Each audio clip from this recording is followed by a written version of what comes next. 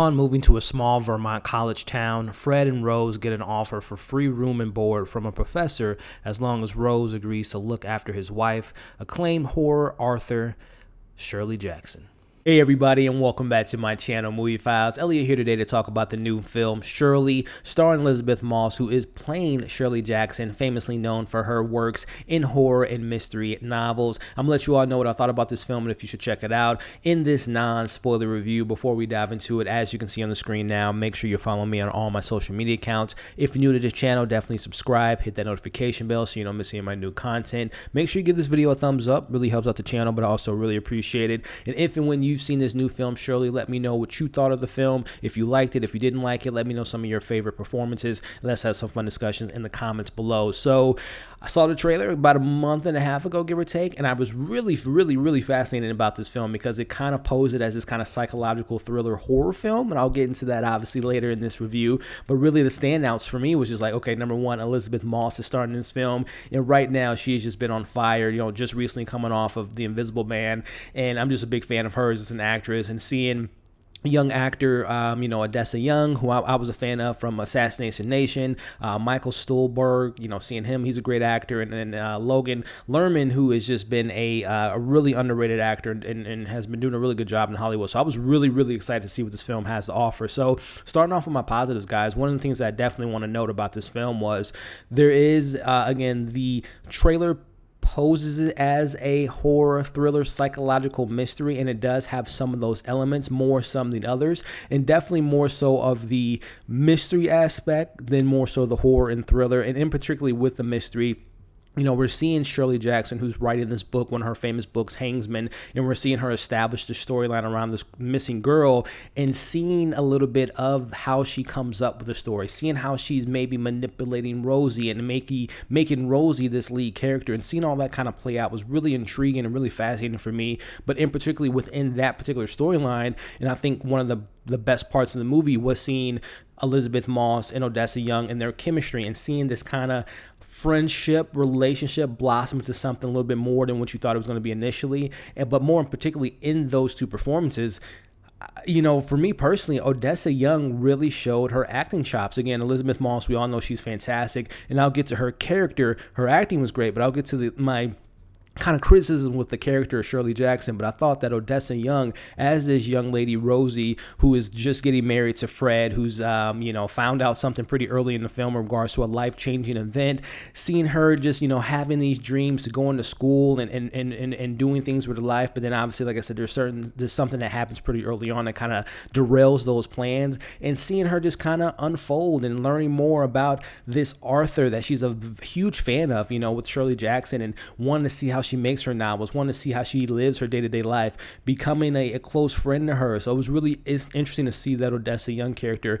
Rosie, and I thought she had the most characteristics and had the best arc in the film, and I really enjoyed the performance. And again, Odessa Young is someone to keep an eye out for. But going back to Elisabeth Moss, there's no doubt that she gave a great performance in this film.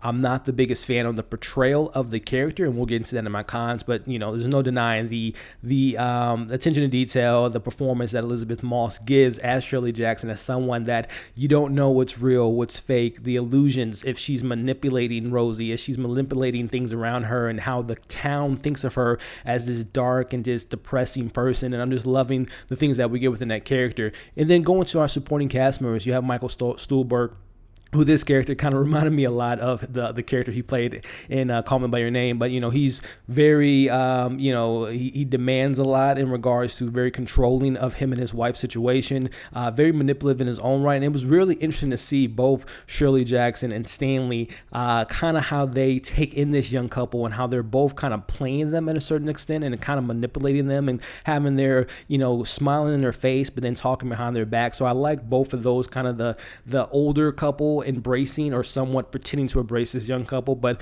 going back to the supporting cast member, Logan Lerman, who again I think is a fantastic actor, and it's just, he's been in Perks of Being a Wildflower, Fury are some of my two best performances of his. He didn't really get that much to do in this film, unfortunately, but I thought that he did okay in this movie, but again, it was more of Shirley and Rosie's story. But I thought that Logan was fine, not the best part of this film. But either way, like I said, I think the cast as a whole definitely complemented each other. But I thought that Odessa and Elisabeth Moss, their chemistry and their storyline was the strongest part of this film. Going into the look and the feel of the movie, I thought the director, I believe her name was Josephine Decker, I thought she did a great job of really capturing the mysterious aspect of this film, really capturing that relationship unfold between, Shirley and Odessa's character, Rosie. I thought the film looked really authentic and it kind of took you back to those times. So I thought the direction was pretty solid, the writing was pretty solid, and the cinematography was beautiful. Get into some of my criticisms here. I'll have to just say it up top, guys. This was not the film for me. I applaud the filmmaking aspect, the performances for the most part, the mysterious aspect of the film, but everything else to me really didn't work in regards to this story. This film really didn't know what it wanted to be in a certain sense in my eyes. The film kind of has a little, again, the mysterious aspect really led to me, but then it was like a long time before we even kind of dove into the film kind of poses, as Shirley is writing this book and there's this girl who's missing and who died that the book is based on. And there's a little bit of an investigation going on with Rosie looking into what happened to her. But then the film just kind of leaves that out of the rest of the movie, and it kind of brings it back up towards the end. And it's just kind of confusing at a certain extent.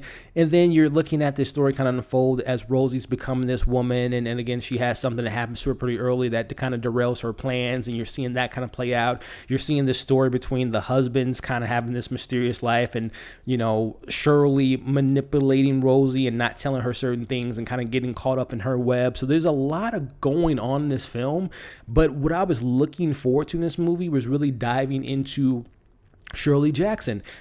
As an audience, you're seeing her, what's real, what's fake, her interact with her husband, interacting with Rose, and all that stuff was well acted, but it wasn't what I was expecting in regards to, okay, who is Shirley Jackson? What makes her write these stories? Why does she not want to leave her house? Why does she have these certain illusions and disillusions and things that come up in her mind? The film really doesn't dive into that. It just shows you just looking at things happen.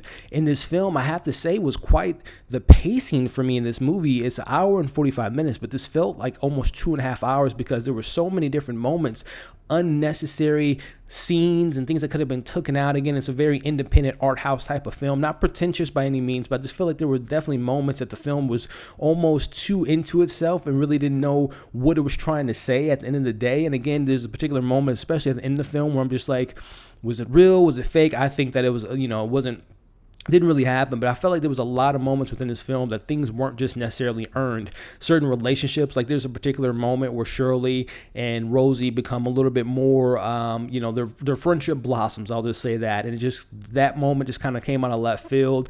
There were certain scenes where, aesthetically, there was just like, you would see moments where the characters in one mood and they're different in the next scene. You felt that there was this montage where you're seeing Rosie, who has this particular moment that happens to her in the film, and it's just kind of, you're seeing the ups and downs in her and Fred's relationship. It just felt like this film didn't know exactly what it wanted to say and what it really wanted to do. Again, if it would have been a more mystery thriller, I would have been fine with that, but then you're bringing in the family drama and you're bringing in the lies and the steed, and it just kind of was just convoluted with stuff that didn't really work for me personally. Now, I know from what I gather, before I even shot this review, a lot of people are praising this film, and I'm glad that people love this film and they love the performances and the story.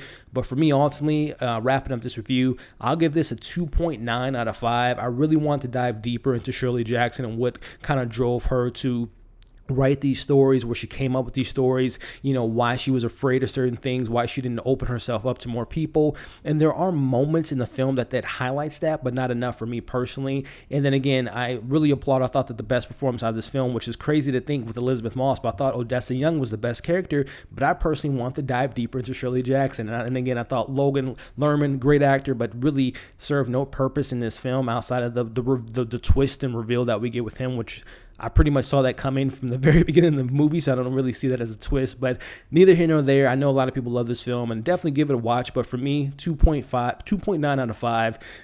check it out. And when you do, let me know what you all thought of it. But as always, like, share, comment, subscribe, hit that bell so you don't miss any of my new content. I will be watching another film on Netflix later today, and I will eventually sit down and watch 13 Reasons Why, the final season 4. I'll probably get that out by either Sunday or Monday. I got a lot of streams I'm going to be on this weekend to do fundraisers for Black Lives Matter. I did some of those earlier this week, and I will continue to do those this weekend, so keep an eye out for that in my community tab. Thank you all for watching this review. Hope you all are staying safe, and we'll see you soon.